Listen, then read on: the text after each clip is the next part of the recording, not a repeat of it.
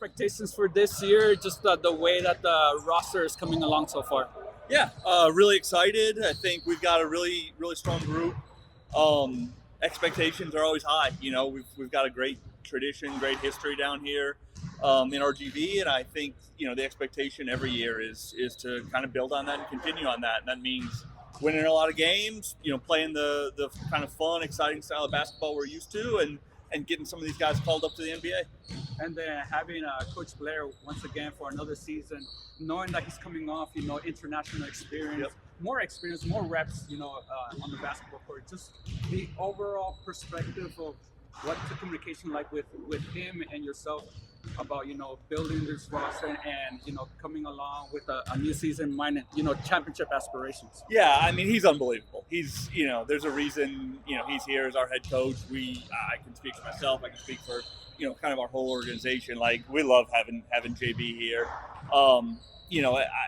He said more international experience. Man, he's as experienced as anybody I've been around. Like, he's so good. I know he learned a lot and had a good opportunity with G League United as well. But like, for us, it's always just kind of working together, working collaboratively, which we've got a great relationship and kind of work together to build this whole thing. And so just really looking forward to another season working with him.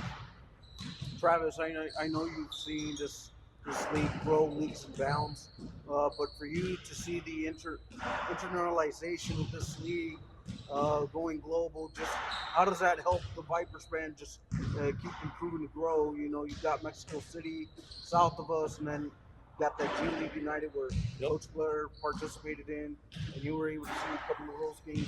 Just how expensive it has been the G League and growing globally. Yeah, I think it's unbelievable the way they're growing the league. I think for us, from my perspective, it's all positive. It's more talent. It's adding more eyes to the league. It's making what we've all I think known all along, which is the G League's this amazingly high level league with great players, great coaches, great staffs. I think it's kind of showing the whole world that, and that's only a positive. And I think we see it more and more every year with players choosing to play in the G League. Over other opportunities because of how strong the league is and because of everything they can accomplish here. And also the build of this seems a little bit different now. Just what went into through the thought process of bringing in a lot of tryout players and give them this opportunity to make the roster. Yeah. I mean, I think we always value competition, and so we feel really strongly about the guys we've got here.